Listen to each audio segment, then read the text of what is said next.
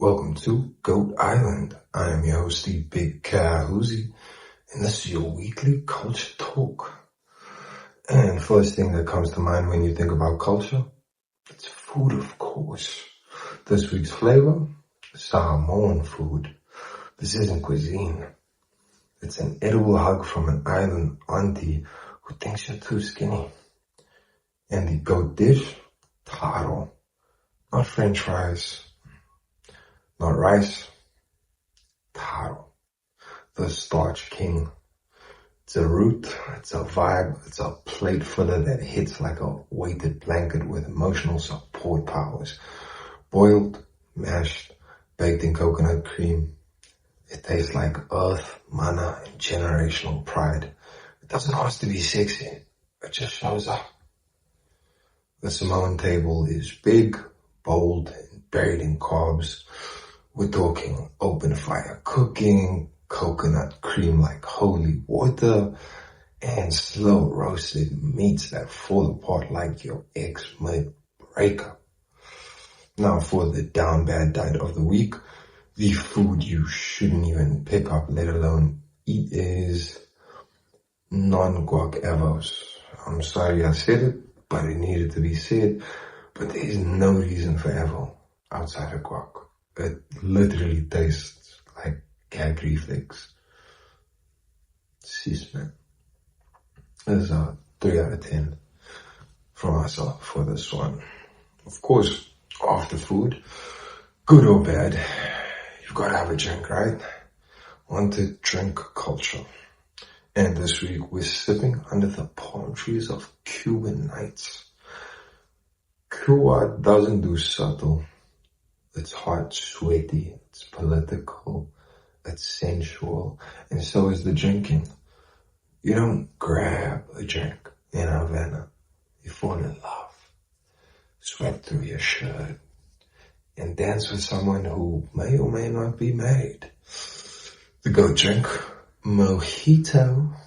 Mint so fresh it slaps your mouth, lime that cuts through your drama, and rum smoother than the man trying to salsa you into bad decisions.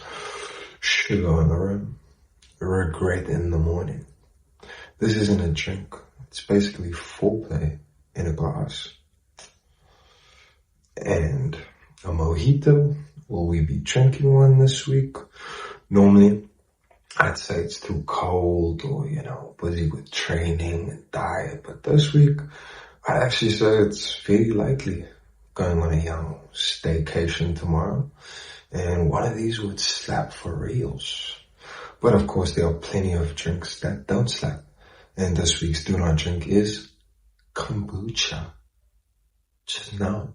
I don't know why people are pretending to like this, but then again, there are people out there drinking the water left in pickle jars, so bunch of weirdos in the world. This is a 1.5 out of 10 from us. The 0.5 is because, they tried. Failed badly, but tried at least. It's time for our weekly FTC portion of the drop. And why? Well, for the culture, of course. And our current topic has been tattoos and culture, and we've gone across the continents bringing you different cultural ink from around the world. And now, this week, we're talking about the heavyweight. Maori moko, not to be confused with the generic Polynesian tribal tats from your Jim Bros Pinterest board. This is ancestral art. It's spiritual, earned, and deep. Facial moko represents genealogy, family honor, and personal milestones. You don't just get a moko, it's given. With meaning, mana, and ceremony.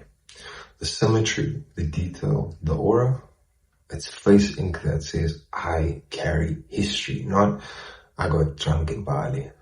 This gets a 10 out of 10 from the island. But here's the thing, if you're not Maori, as my Maori cousins like to tell me, well, bitches, if I ain't, then how are you? Cause we first cousins, for fuck's sake. Anyway, if you're not Maori, Don't even think about getting moko. You might think it looks cool, but you just end up looking like an egg. And if the boys from the island see that, there's probably going to be some problems, you know? There are things for the culture and things that are not of the culture. And that means next is our "we don't do that over here" segment. This week's cancelled trend is jeggings, the unholy fusion of leggings and jeans, also known as lies on legs. You're not wearing denim, you're wearing pants. They wear for CGI, except I don't see any green screen around us. They're tight in the wrong places, sag in the wrong places, and somehow give everyone the same flat cartoon ass. You bend over and reality shifts. This is a 0 out of 10.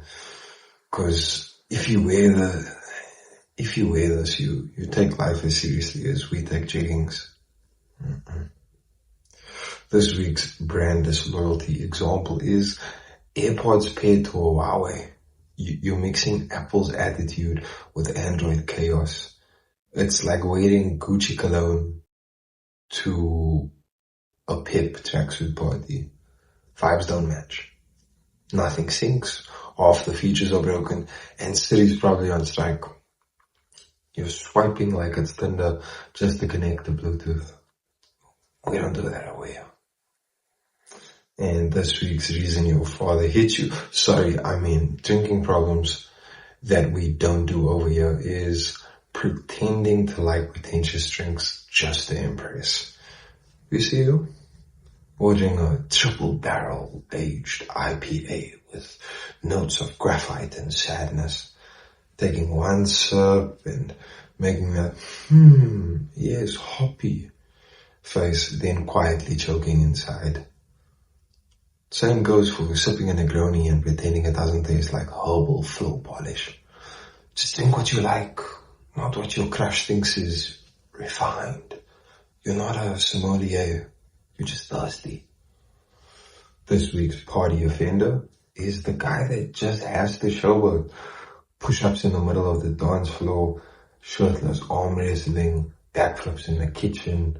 We're not in a frat movie. You're not the alpha. This isn't Sparta. It's a house party. Everyone's just trying to vibe, and you over here doing reps like you're sponsored by Gymshark. Put your shirt back on. No one asked. Even your biceps look bored. Nah, we don't do that over here. That's a wrap for this week's culture drop. And why haven't you, like and subscribe? And if you have any thoughts, drop a comment. And from Goat Island, this is the Big Ka Huzzi. We'll check you again.